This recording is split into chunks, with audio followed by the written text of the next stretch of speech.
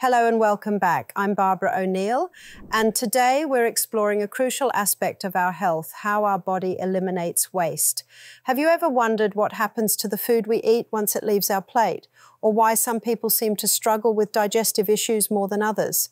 Understanding how our body processes and removes waste is vital for maintaining good health, especially as we age. So join me today as we unravel these questions and learn how to better care for ourselves. I'll also provide practical advice on how you can support your body's natural processes and improve your overall well-being. As the body detoxifies through the liver, as the environmental poisons are released, we need also to be mindful of our 4 main organs of elimination. And the largest organ of elimination is the skin. We don't think of this usually as an organ of elimination, but it is the largest organ of elimination. The skin absorbs, the skin breathes, and the skin throws off waste. Dr. Kellogg, in one of his hydrotherapy books, he said that the skin has millions of little sewers. What's sewers? Throwing off waste. Throwing off waste. And that's why the skin needs to be, we need to wash our skin every day. We need to have a bath every day because the body's throwing off waste via the skin. And we need to change our clothes, especially the clothes that are touching our skin every day. Because today's waste that was thrown off via the skin, some of it settles on the clothes.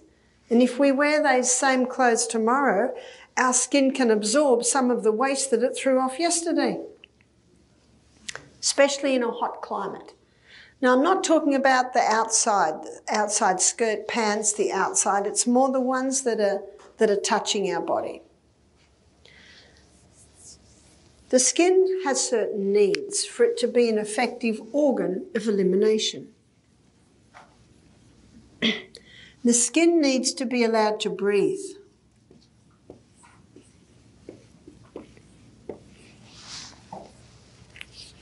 In fact, if the skin is totally covered, the person can die. And there's the very sad story of the little girl who was painted gold for a play and she died.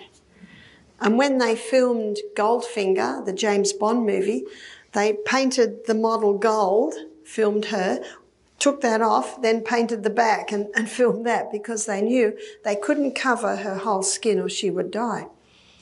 There's an American show, it's on television in Australia, it's called Mythbusters. You've heard of Mythbusters? It's not a show I really watch or ever watched, but my son was watching it one day and I noticed that they were going to expose the myth that you can't cover your whole skin or you would die. So they started to paint this guy, and when they got a little more than halfway painting his body, he almost went into a cardiac arrest. And the film crew and the behind-the-scenes guys ran onto the set and started peeling this paint or whatever they'd painted him with.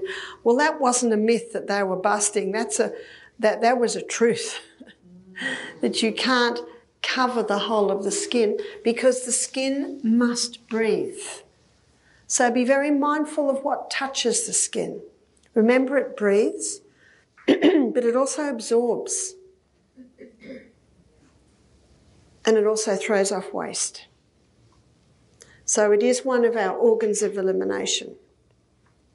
So when I say allow it to breathe, be very careful of what you put on your skin. You really need a magnifying glass to read the fine print in the moisturisers that many people use. I was just talking to a lady recently and I said, when I'm in Colorado, that's the only time I ever need to put something on my skin. It's really dry there. And my hair seems to stand out almost like a scarecrow the whole time. It's so dry. And all these little bits that usually just hang a little bit, they just stick out like this. It's the only time because usually my skin is moist. To effectively address skin dryness, applying moisturizers can help, but it's important to remember that this is only a temporary solution. Regular use of moisturizers can sometimes lead to dependency, where your skin may produce less of its natural oils, potentially causing more dryness over time. Additionally, some moisturizers contain chemicals that might irritate sensitive skin with prolonged use. Therefore, it's essential to find a better, more sustainable solution. The key to long-term skin hydration is proper hydration from within. Hydration is important for the skin.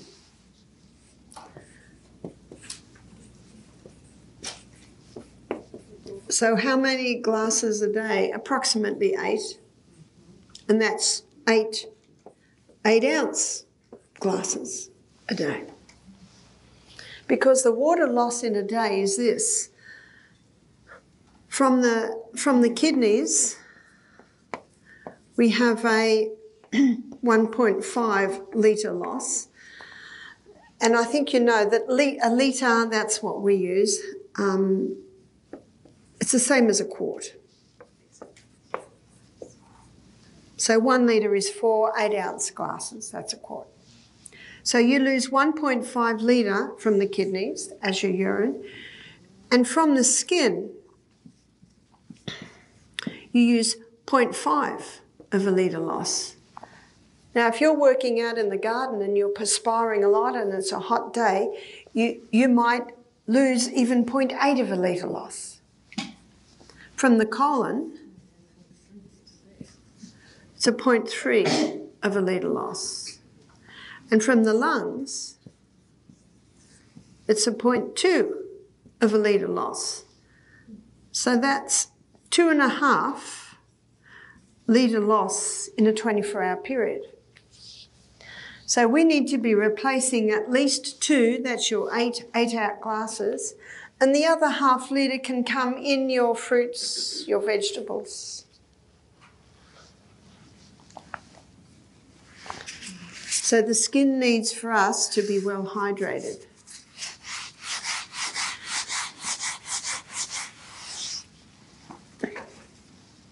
So I want to go back to breathe for a moment. Be careful what you're putting on your skin. I mentioned water because that's one of the best ways to keep the skin nourished, is to be well hydrated. I do recognise that some people have been born with drier skin, and the best creams for the skin would be coconut oil, or what really softens the skin is castor oil. Now, some people don't like coconut oil because it's sticky, but within a few minutes it's absorbed. And some people really don't like the castor oil because it's ultra sticky, and it will absorb through, but it might take half an hour. And most people say, I haven't got half an hour. So they are some of the best oils for the skin. But be very mindful of the fabric that touches the skin. So there are 3 chemical fabrics that are made out of plastic, and that's polyester and acrylic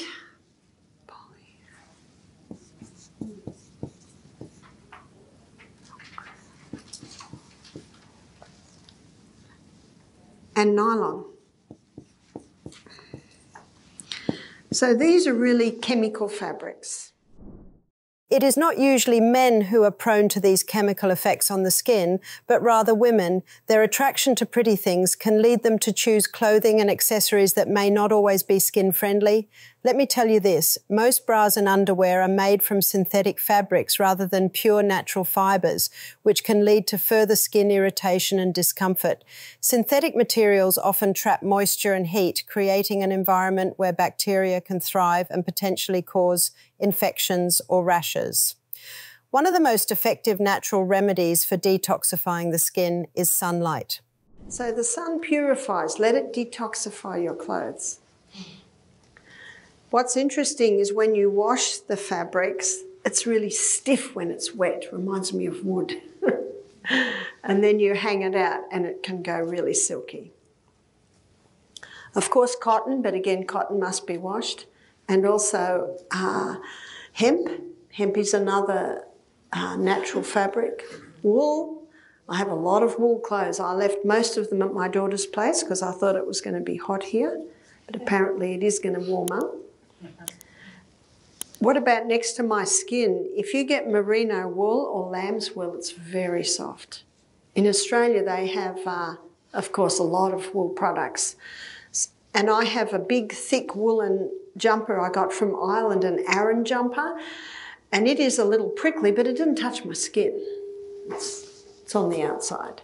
So have another look at wool, because I also know that you get thermal underwear, often made out of wool, and it's very soft. So you can get some very soft wool. Wool breathes. That's one of the beauties of it. So again, natural fibres. So many people are taking chemicals into their body because of what the fabric that their clothes are made out of, what's touching their skin. You get a hot sunny day and you start to perspire a little bit, then the pores open and the fabric warms up and you start to absorb the chemicals out of that fabric. And it is one of the contributing factors to breast cancer that we're seeing today is the bra, because so often it's made out of chemical fabrics. I know in Australia a lot of maternity bras are made out of natural fibre. You can even get Modal maternity bras. I think it's because they're realising that breast that's producing milk for that little baby, we must have it out of a natural fibre. And so it's just a matter of having a look. And also another big contributing factor is the underwire bras, which is blocking the lymph flow out of the breast and into the underarms. So again, have a very good look at the clothes that are touching your skin. Biggest pores on the whole of our body and the soles of our feet. And so the socks. You can get some very nice bamboo socks, but again, wash them, put them on the clothesline for the day. In the little room that I'm staying with, in one of the residences, I get the afternoon sun, so I've washed my clothes and got them all hanging in the sun. They're almost dry. So it's something to be mindful of. A lot of people don't think about their skin. Be mindful of what you put on your skin. In its creams, be mindful of also the fabrics that are touching your skin. When you stop buying synthetic fabrics, it will compel manufacturers to produce more natural fabric alternatives. Consumer demand drives market trends, so your choices have a significant impact. As more people opt for natural fibres, producers will be incentivized to invest in sustainable materials like organic cotton, bamboo, and hemp. These natural fabrics are not only better for your skin, but also for the environment, as they are often biodegradable and require fewer chemical processes during production. The skin also needs you to exercise, because when you exercise, you increase the circulation of the blood to the skin. And when you exercise, increasing the circulation of the blood to the skin, it throws off more waste. When you exercise right, ideally you should need a shower at the end of it, because you have stimulated your circulation so much that you are perspiring. What the skin also needs is water. Notice that the skin uses water to throw off waste. So at our retreat, every afternoon, we light up the steam sauna. And our guests go in the steam sauna and they get very, very hot and they start perspiring a lot. And then they go and dive in the cool creek, but if they're not very agile, there's a cool shower there. And they cool off and then go back into the steam sauna, and they usually do that 3 times. By the 3rd sauna, body temperature is often up to, what we say, 40. So I think our 42 is about 100 degrees Fahrenheit. That's what we're aiming for, is to get the body temperature up like that, because when you get the body temperature up, metabolism increases, circulation increases, healing increases, and the skin's ability to throw off waste increases. We say to our guests, you'd be shocked if you'd scrape up your perspiration and test it and see what's in there. Whew. It's one of the ways that God designed the body to eliminate waste. Remember, it's the liver's role to break down the environmental poisons, and now it's these organs of elimination that are eliminating the poisons. Remember what the 3 phases of the liver detox did? It got the fat-soluble toxin down to a water-soluble state, and now it can be easily sweated out of the body. So our guests usually do 3 hots and 3 colds, and in the middle hot, we have a bowl of Epsom salts, which is magnesium sulfate, and they rub. And 3 things they're doing it for, and one is that crystals exfoliate the skin and open the pores, and also rub off the dead skin, because the top layer of skin is usually dead skin. Number 2, the body starts absorbing some of the magnesium, and in the big sweat you're losing some of the magnesium. And magnesium is a water-hungry molecule. So when you rub the Epsom salts on your skin, as a water-hungry molecule, it's going to pull more perspiration out of you, which means more waste is coming out of you. So if you're inspired to have a fast for a day or 2, you can have an Epsom salts bath in the evening. And lying in the Epsom salts bath, that magnesium will draw more perspiration out of you. So to prepare for the steam bath every day, we are, and we've already touched on it up here, we require that our guests drink at least 8 glasses of water a day. So you'll see that we serve a juice every 2 hours. So we suggest that our guests have a glass of water on that hour between the 2 hours. Because you can't hydrate your body just before you go into the steam bath. You need to start hydrating your body as soon as you wake up in the morning. Did you try it this morning? Wake up, have half a glass of water, go to the bathroom, have another half glass of water, pray, have another half glass of water. Spread it out.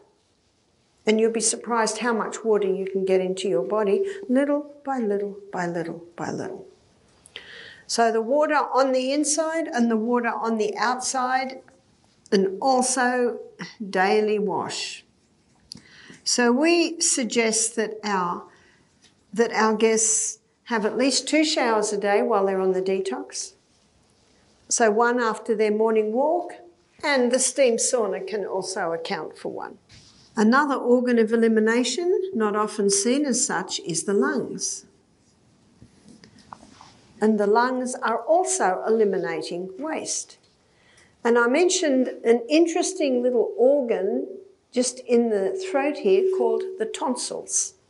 And the tonsils are part of our lymphatic system. The lymphatic system is a very interesting system, and it's not often discussed. The lymphatic system sweeps away waste from the tissues. And the lymphatic system is like little canals all through the body, and these little canals have gates. And they're one-way gates taking waste away from the tissues. And that waste can be dumped into something called the Peyer's patches.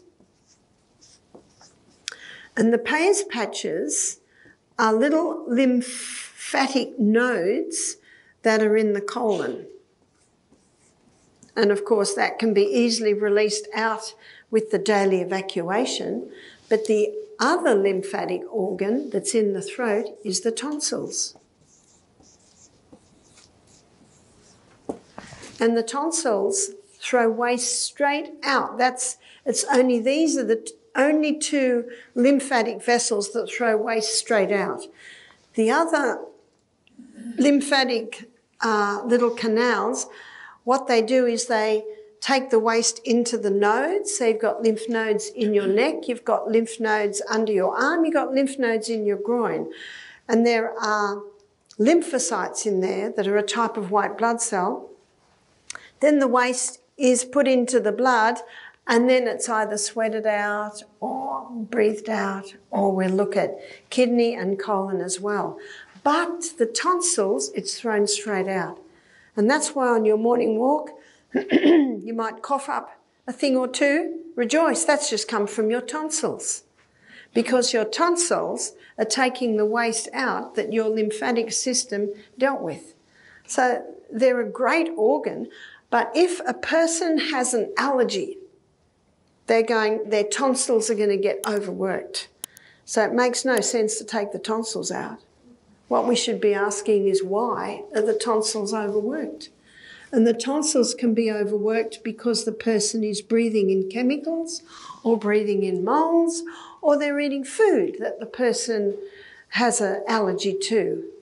And the most common are dairy, hybridised wheat, oats, peanuts and refined sugar. They're the most common allergen foods. They're your high mucus forming foods. The lymphatic system is a network of little canals, similar to the blood, but there's a big difference. Let me show you. This is blood. What blood has is a muscular coating. And so when the heart pumps, these muscles, it's like a reverberation all through the body, pumping, pumping. But the lymphatic system does not have a muscular system around it, and it doesn't have a pump. So what causes stimulation of the lymphatic system is walking, arms and legs moving, but the most powerful is the rebounder, that little mini trampoline. This is called the health bounce. So if you're unable to jump, just start with the health bounce. And as you start jumping on the rebounder, it stimulates in a powerful way the movement of the lymphatic system. So when you're jumping, when you're up to the peak, every little gate in your lymphatic system opens. When you hit the mat, every gate closes. Then it opens and closes, opens and closes. So it causes a pumping system on your lymphatic system. So when our guests are doing the 2 days fast, we suggest they jump on the rebounder. Sometimes it's called the lymphosizer because that's what it stimulates. 3 minutes, 3 times a day. That's not very much, is it? And when people are at a computer all day, they really should have a rebounder nearby. Every hour, 1 minute. 1 minute. In fact, the performance in the office would so improve that everyone would be going home early because of the powerful way it moves blood, but also the lymphatic system. Physical activity encourages lymph flow by contracting muscles and improving circulation, while lymphatic drainage massage can help manually stimulate lymph movement. Enhanced lymphatic function supports a stronger immune system, increases energy levels, and contributes to overall well-being by alleviating the burden of toxins and promoting the efficient elimination of waste. So what your lungs need, they need fresh air. I'm so glad that where I'm staying I can open my windows. Mind you, I can only open them 2 inches, but at least I can open them. Make sure you're getting fresh air every night. Your lungs also need you to be hydrated, because and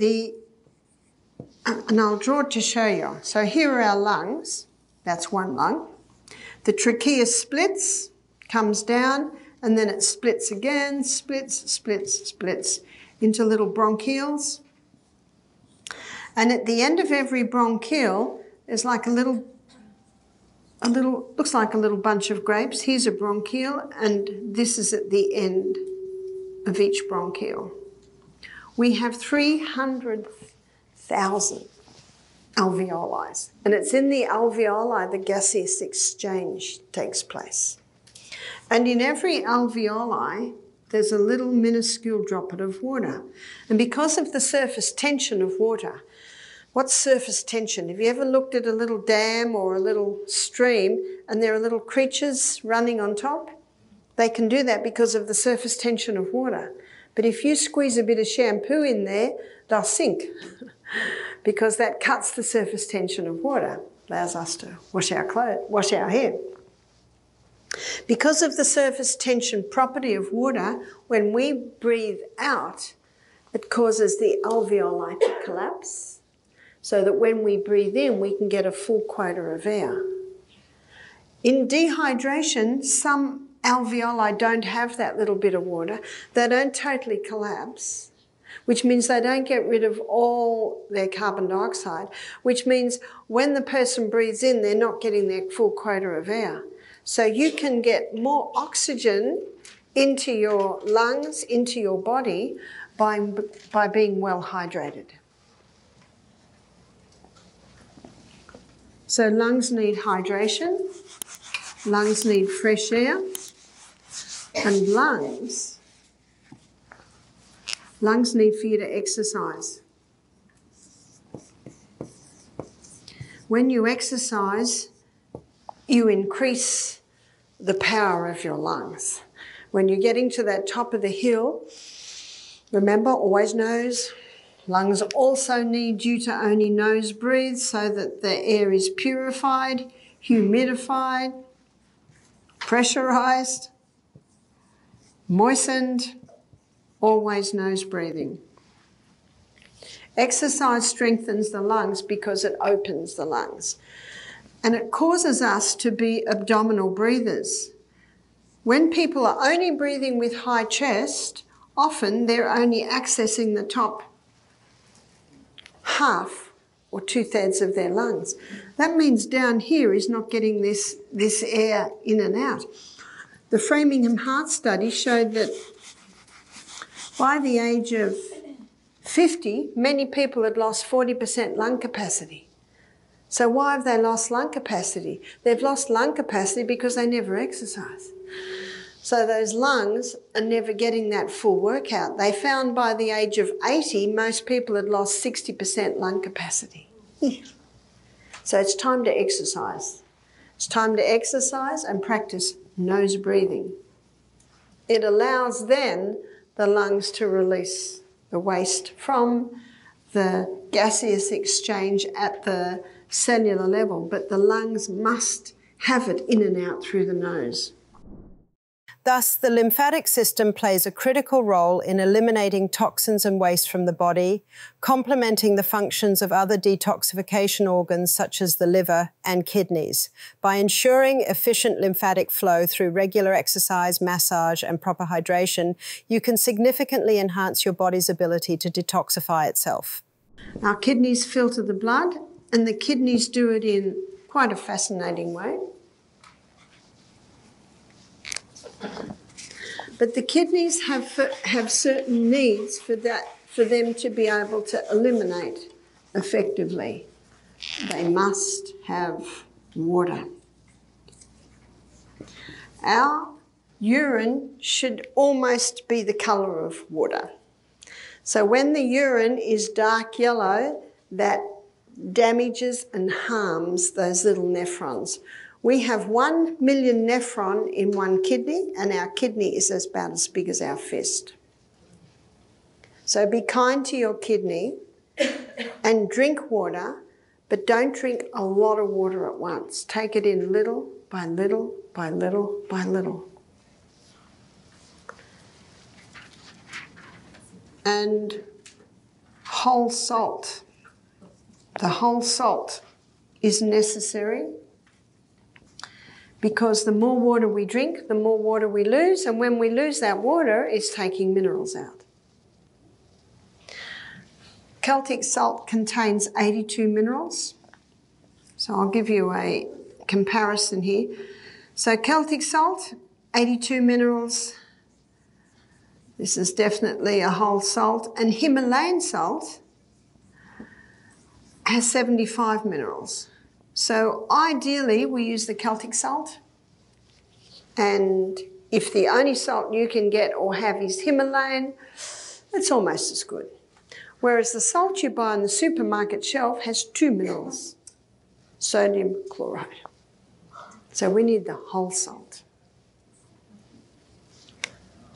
The kidneys also need to be kept warm.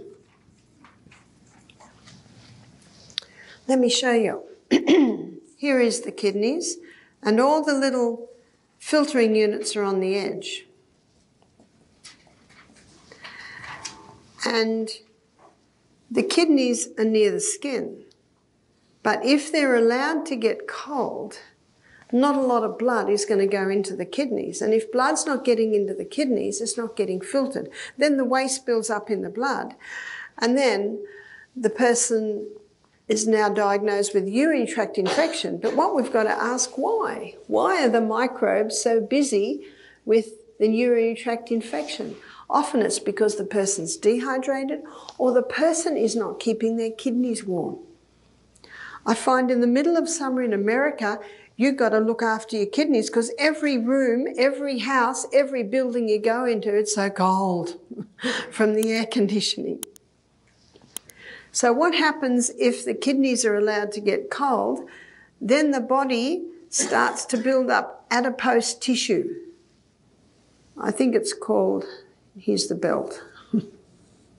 I think it's called love flaps, is that right? This. Love handles. Love handles. So if you want to retain a slender waist, keep it warm. Even just covered so that it does not chill. So the kidneys must be kept warm. The kidneys also need us to exercise because when we exercise, we increase the circulation of the blood to the kidneys. And that's a good news because the kidneys are filtering the blood. Exercise also causes movement of the kidneys. So every step that you take, the kidneys are moving. And if you're rebounding, every jump that you do, the kidneys are being strengthened to perform their work. So the kidneys need you to be well hydrated. The kidneys need you to be having the whole salt. The kidneys need you to be warm or to be kept that area warm. Don't let it chill. And also exercise. Also keep in mind, maintaining a balanced diet is crucial for kidney health. Foods rich in antioxidants, vitamins and minerals support kidney function and help prevent damage. For instance, fruits and vegetables like berries, spinach and broccoli can reduce oxidative stress on the kidneys.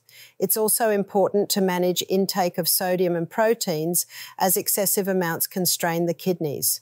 Regular health checkups can help monitor kidney function and catch any issues early. By integrating these practices into daily life, we can support our kidneys in performing their vital role of filtering waste and maintaining overall health. The largest pieces of waste is eliminated via the colon. And the colon has a mind of its own, have you noticed? If you're going too much and you tell it to stop, it won't. And if it won't go and you tell it to go, it won't. The colon needs gentle stimulation. So how do we gently stimulate the colon? Regularity. The colon loves it when you do the same things at the same time every day. We are creatures of habit. So we should be eating at the same time every day because even though our gastrointestinal tract is about 10 metres, so that'd be your 10 yards long, and it seems a long way from eating to evacuating at the other end, but when the stomach is stimulated, it causes peristalsis all the way down through the small intestine and the large intestine. And it loves you doing the same things at the same time every day. And when you do the same things at the same time every day, you can almost predict when evacuation time is going to be. And that's handy because we're busy, we're working, we're doing different things. So regularity is important. Also hydration. One of the main functions of the colon is to take water out so stools are formed. So this is the colon.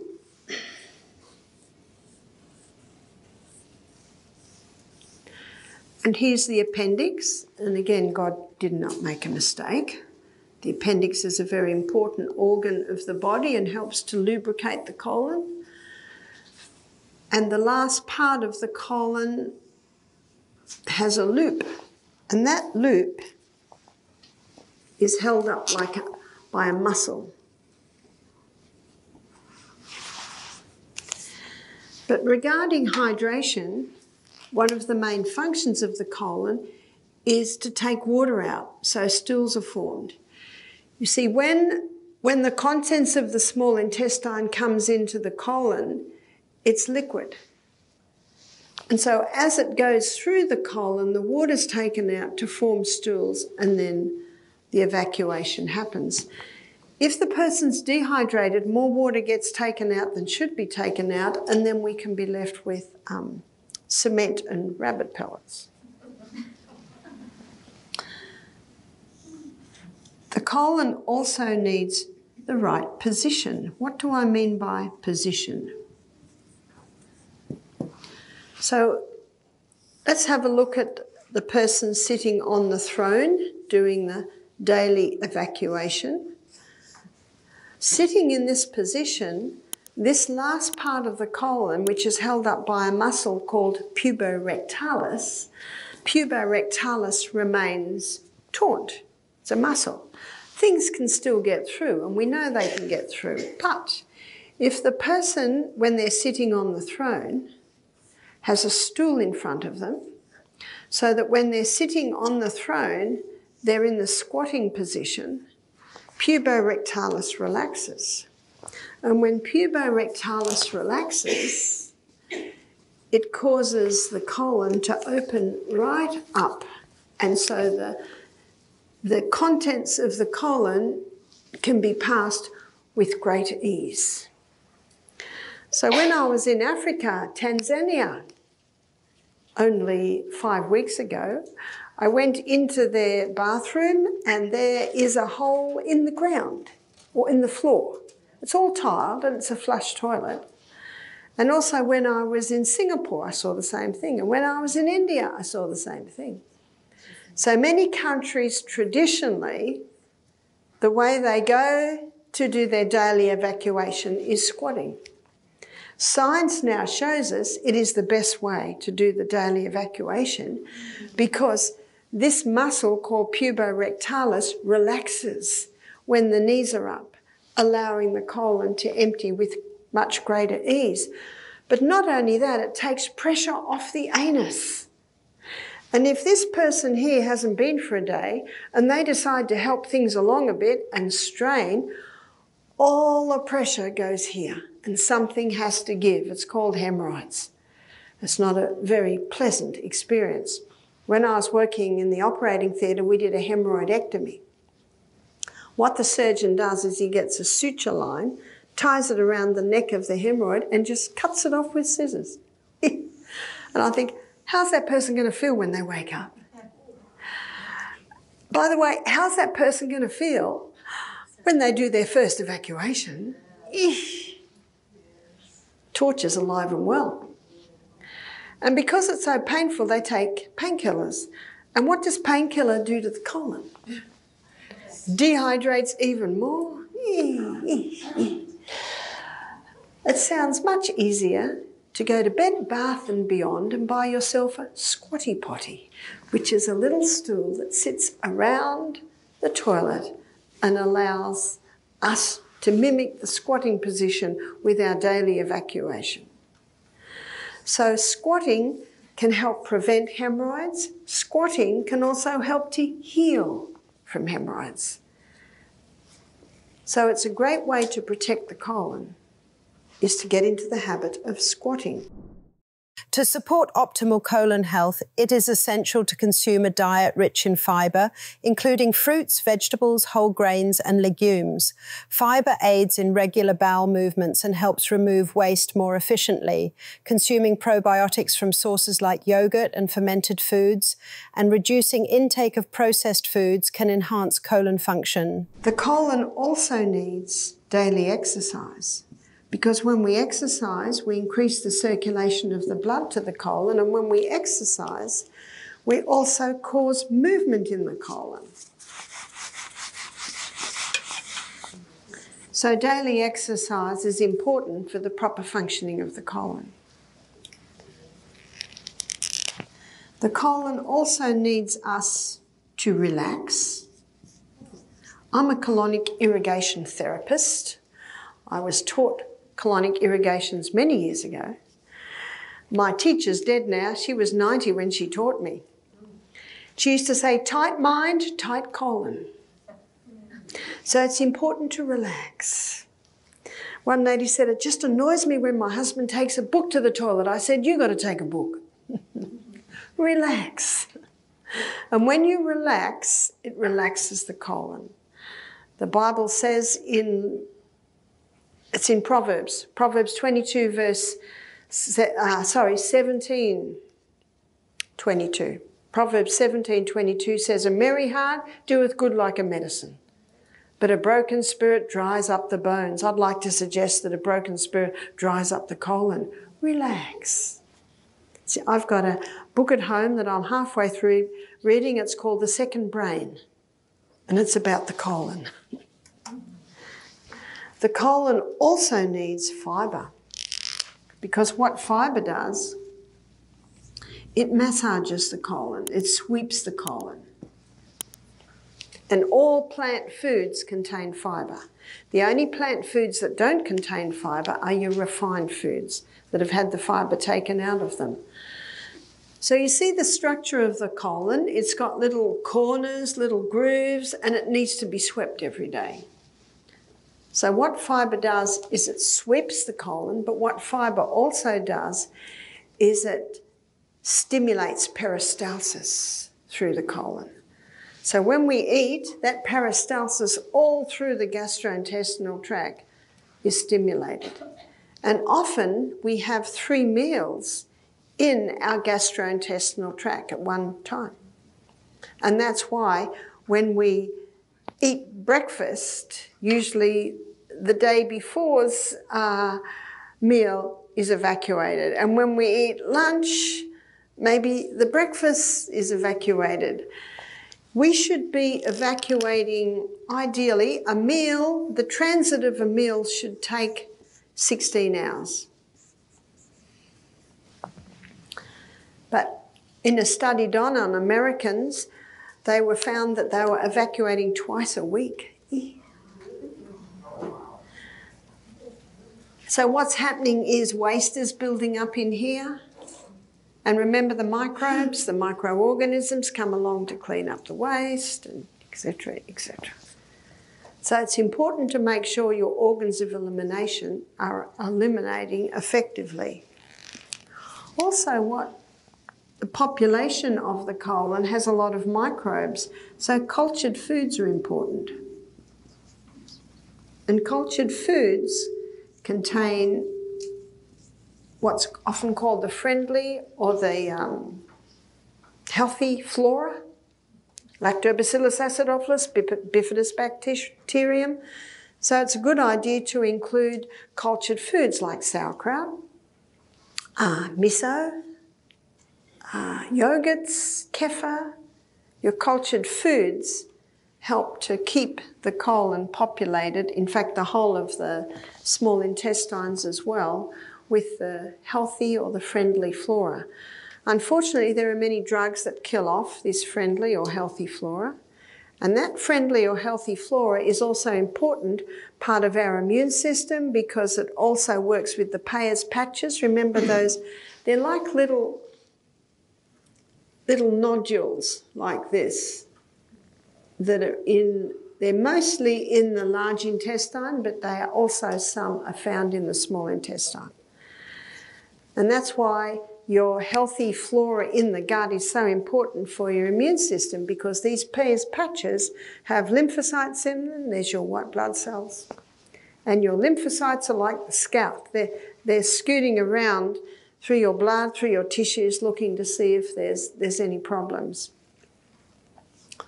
And also part of your lymphatic system, releasing waste. So ideally, a meal should not be inside more than 24 hours. Because not everyone's colon is functioning optimally. 2 intakes of food should equal 2 evacuations. 3 intakes of food should equal 3 evacuations. And again, our colon has a mind of its own. But you can gently stimulate it. And also, as I mentioned yesterday, promptly answer nature's immediate call. When the body says go, we must listen. We must listen to every part of our body, every function.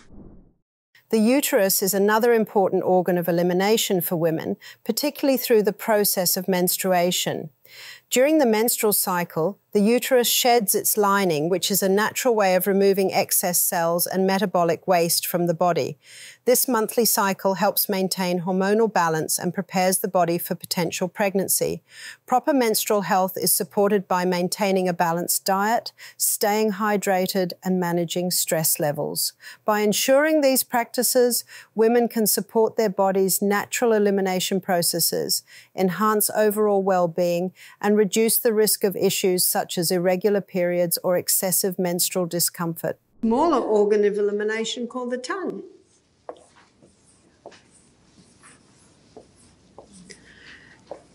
And when our guests are going through a detox, often they wake up Monday morning, definitely Tuesday morning, with very bad taste in their mouth. And what they want to do is clean their teeth.